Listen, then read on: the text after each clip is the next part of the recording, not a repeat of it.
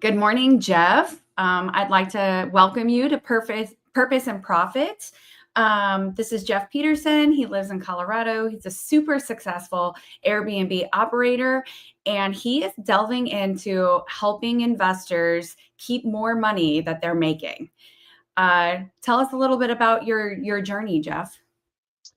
Yeah, so I started real estate investing about 12 years ago, and have a great story about my first investment property. If you'd like me to go ahead and share that, that'd be a Absolutely. fun story, right? Yeah, so I got married in '99. My wife and I were just really, you know, young and dumb and stupid, and I was always the one that loved real estate investing, and just talked about it nonstop.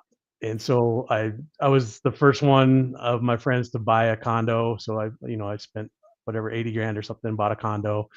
26 years old, have a condo, loving life, and just thought, I'm a real estate magnate. I have a condo, but nobody else does. Everybody else is renting, whatever. Um, but from '99 to 2012, nothing. I talked about it to my wife. I bought all these courses. I don't know what I was thinking, but I was not a real estate investor, right? But I was going to be a real estate investor, so that was my thing. So finally, 12 years into our marriage, whatever, 13 years into our marriage, I decided I'm going to take action. And I'm done sitting around doing nothing. I'm gonna take action. So I'm sitting on auction.com, and it was, of course, right after the 2008, a few years after that, things are starting to recover a little bit, but sitting on auction.com, bidding on this house in Texas. Of course, I live in Colorado, and my in-laws lived 15 minutes from this house that I found. So I knew the area somewhat, and I knew that I could maybe make some money on it or whatever. But looking at this house, and it's 100, the bids are, 80, $90,000 for this three bedroom, 2.5 bath house, 2-story, like 1,800 square feet, stucco up on a hill, just plain old house really. But sitting there bidding away on it, and it says reserve not met, reserve not met, boom, boom, boom, all the way through. Get to the end of the auction, it says, oh, you've won the bid, and we're at $112,000, something like that. And we'll let you know within 24 hours if the bank accepts it, because I guess it was a repossession or repo from Fannie Mae. And at the time, Fannie Mae they were remodeling the houses so they could sell them. So they put brand new carpet, brand new paint, two-tone paint, and then they're listing them or whatever. So 112,000, reserve not met. I figured, oh, I'm not going to get this. 24 hours later, they come back and said, oh, the bank accepted your offer. You have 30 days to come up with $112,000. Oh, wow. So New problems. We like new problems. problems for sure. I didn't have $112,000 sitting in the bank, but I had been working on my credit a little bit and building up a little bit of credit and some few credit lines and things. I just turned that into overdrive, and was able to come up with the $112,000 between zero interest credit cards, credit lines, a home equity on my condo, and just got it taken care of, right? So that's my first story about how I got into real estate. It wasn't the easiest thing to tell my wife that we bought a house in Texas. I So mean, it was close to your in-laws. I feel like there's it probably was. some grace there. It was. So I didn't tell her at home. I took her out to Olive Garden and made sure that we were in a public place so she couldn't yell too loud. What That's do you so mean we bought a house? So What did you end up doing with that house? Just renting it out? so that's exactly what we did. Is we found a property manager, and we rented out for $1,300 a month or something like that. And so I figured the 1% rule, we were great. Rates weren't terrible at the time, so I think it was less than 7, or maybe five, 4 or 5 or something at that point. So rate wasn't too bad. I ended up figuring out. Oh well, I had to refinance it, right? So I figured out that I went through and did a hard money loan or something like that, and refinanced it. And anyways, all that to say, we figured it out, got it stabilized, rented it out long term, and that was the beginning of our real estate journey. So That's so exciting. And I think what's really cool is that you were able to like cause a problem and then creatively fix it, which is really interesting in the space that you're trying to go in the future, is that you kind of understand when investors kind of just jump into these situations, because you've been doing it for a long time. You've probably mastered the create chaos situation. Yeah. So tell me about your new Mount Everest that you've discovered. Yeah, so I've been through the transition from originally I thought when I joined Sub 2 I was going to be, oh, this is going to make my Airbnb business amazing, right? So we had done 20 Airbnb properties. At one point we were managing for ourselves and others up to 15 different Airbnbs. I thought, oh, this is great. I can just use Sub 2 and buy these houses Sub 2 and turn them into Airbnbs, and it's amazing. And then some things happened where we lost 6 houses in Kansas City because Kansas City changed their regulations on Airbnb and basically outlawed it, right? So that was just the beginning of, we're going to hit headwinds. If Airbnb is going to be the goal, there's going to be plenty of headwinds from government, from neighborhoods, from everything else. And so, not that everything should be easy, but you don't want to start with headwinds. So so the thought is maybe, well, let's think of a different route. And it was suggested, oh, you could focus on affordable housing, right? Co-living, affordable housing. So affordable housing, it's great. Love it. It would be totally transferable. I could take Airbnbs and just turn them into co-living pretty easily. So basically, you just add locks to all the rooms rather than, and still have a lock on the front door. We could keep the same furnishings in there, maybe just change it up a little bit, maybe a little more generic. But the thought is, I could just convert them to co-living, and so that was my next shot at a Mount Everest, right? So yeah, I don't know. It's going through that and thinking, well, why am I starting over? Why am I starting over with this? And Pace talked about, okay, you know, at one of our retreats, he had people in each different row, in 3 different rows, and had them all walk up halfway, and said, this is the progress that we've all made on our Mount Everest. So why would I change my Mount Everest here, walk all the way back around, walk all the way up somebody else's row, and and change my Mount Everest when we can all meet at the end as experts and borrow from each other. So that's the thought, anyways. Is why wouldn't I do something that's related to my W-2? And so my W-2 is I implement accounting software for small and medium-sized businesses all day, every day. I've been doing it over 20 years. Both as well, if you count my end user time, I implemented projects as an accountant and a financial analyst, and I was always the one doing the projects at all my companies. So why wouldn't you do that and create a business out of that, or make that your Mount Everest, or focus on finances? Instead of finding something new, work on something that you can probably do in your sleep. And Absolutely. bring 20 years of experience to it, right? For sure. And I find that I hear this a lot in our communities and with all of our friends that are investors, is that people have a really hard time getting financial partners, whether it's bookkeepers or accountants or anything that kind of understands the investing space. So I think that that's a really cool concept, that you're trusted, that you're experienced in real estate, and then you just bring all of this financial knowledge to this space. And I have to say that like a good accountant, a good bookkeeper can save you thousands of dollars. Um, so, so you want to transition, and I love this Mount Everest for you because I do think that it's high demand, and probably no one else in the room we were in Boston has the skill set. So, what is your like specific goal? Like, what what are you hoping that people reach out to you looking for? Yeah, it's a great question. I think what we focus on is digital transformation, and so many people are using QuickBooks Online, and that's probably the de facto tool that they're using right now. But what a lot of people don't realize is that there are security flaws and holes in QuickBooks Online.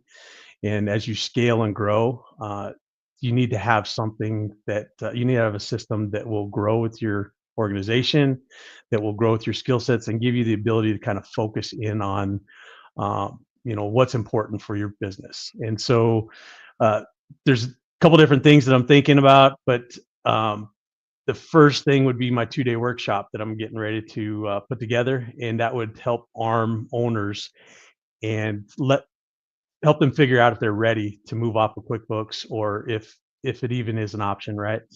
So thinking through that process, we'd have our 2-day workshop. People could come in, they could figure out, okay, we have how do we make the transition? We have to get our accountant on board. We have to get our bookkeeper on board. We have to figure out if we can do the implementation. So yeah, it's really focused on helping people make that transformation from QuickBooks to a real accounting financial system. So I don't know if that's 100 people or all 400 owners first, and then focus on small businesses in general. But I think that would be the first piece of it. Absolutely. That's exciting. Well, perfect. So I see that you have your Instagram name up, and that's at JFPTRSN. Is that the best way for everyone to get a hold of you and find out about your workshop? Yep, that'll be where I'll be posting my content. I've been recently putting information out there talking about how do you know when it's time, and how do you know if your systems are working for you or against you. And so really just focused on bringing value to people and making sure that they know that there is another option out there, and that really, to me, it's like, okay, what are the questions that you should be asking as a business owner? So do I have the ability to know which of my properties are the most profitable? And yeah, everybody's got that number in their mind, right? So there's the theoretical cash flow from a property, right? And do you own properties? I do. I do. Okay. And I very much know the difference between what you think is coming in and what's actually coming in. Right. So we all know that we have the revenue, right, that we lined up when we signed the lease. And sometimes there are additional revenue streams that you can put in properties. Uh, but do you always know every single expense down to the property level, and do you code it down to the property level? We do, but that's only because um, I'm I'm a finance major. Oh, there Um, you go. yeah, Nice. so luckily I have a leg up probably than the average investor. So we are pretty narrowed down, but So are you using classes inside of QuickBooks? Is that what you use to code it down to the property level? we do. Yeah, Do you like the reports that you get? I don't. I don't, and it still takes a lot of analysis to just even understand what's going on. Um, and So you so export it to Excel, you do a little magic in Excel, and you come up with something that really makes sense for you, and it takes a little bit of time every single month, probably. absolutely, yes. Where I do wish it was a little more just all the information is there. So I feel like it should be a little more user friendly. Um, and it's just, honestly, it's funny that you brought up QuickBooks because I wonder how it has survived as long as it has without like Because it's adapting. easy. It's easy and cheap. And so, but like there's other, with each business having to have, and and as real estate investors, we have a lot of LLCs. So each one having to have its own subscription and its own, like nothing cross communicates. It's just kind of messy in my opinion. So I'm very excited to see where you go with your systems. All right. So we implement, and what I'm most familiar with is a Microsoft product called Business Central. And what Business Central gives you is a per user pricing.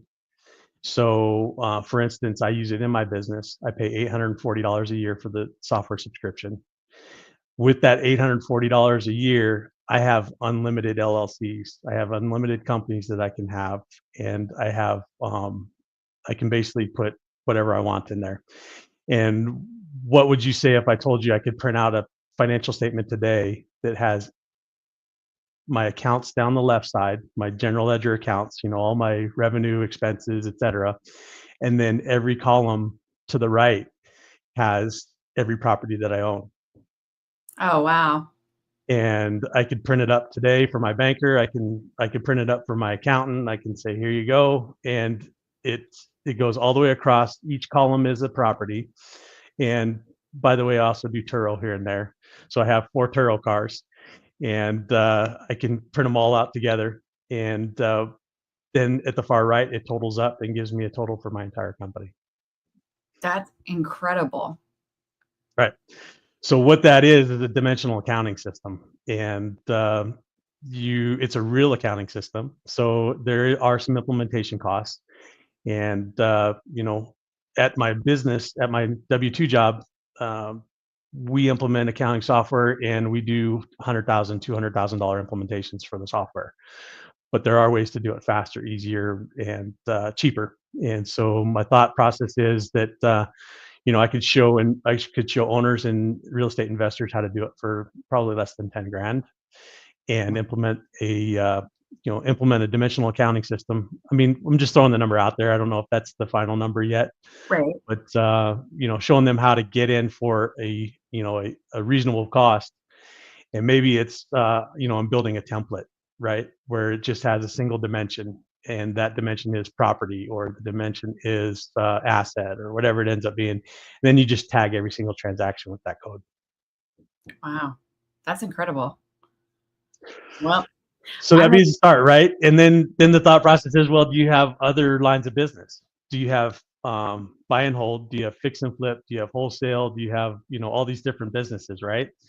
And would you maybe want to have a profit loss statement by each one of those lines of business or revenue centers? And so that's kind of the next dimension. And maybe you have maybe as you grow, you'd want a department dimension, right? So maybe you want to keep track of accounting versus sales versus dispositions versus all the different departments that you might have when your organization starts growing. So maybe that's a third dimension, maybe. And then you can start tagging these dimensions and using an automated process to kind of bring those transactions in with those dimensions. Wow. Exciting. Well, it's exciting for you, which is why more people probably need to work with you. There you go. That's awesome. When do you think your workshop will be to help people figure out if they're ready for those next steps?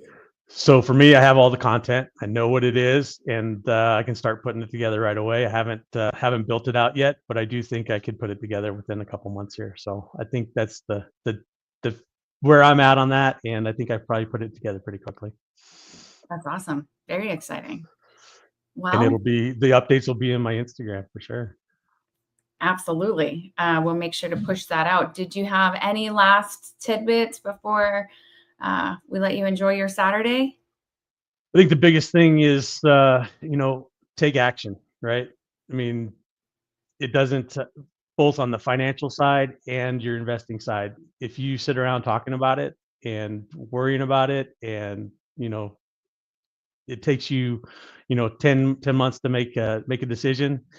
We all know as investors, you got to act fast. You got to move. And so my advice is take action. So Absolutely. Create some chaos. All awesome. right.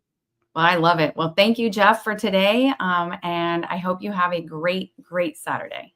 Thank you very much. Good talking to you, Amanda. All right.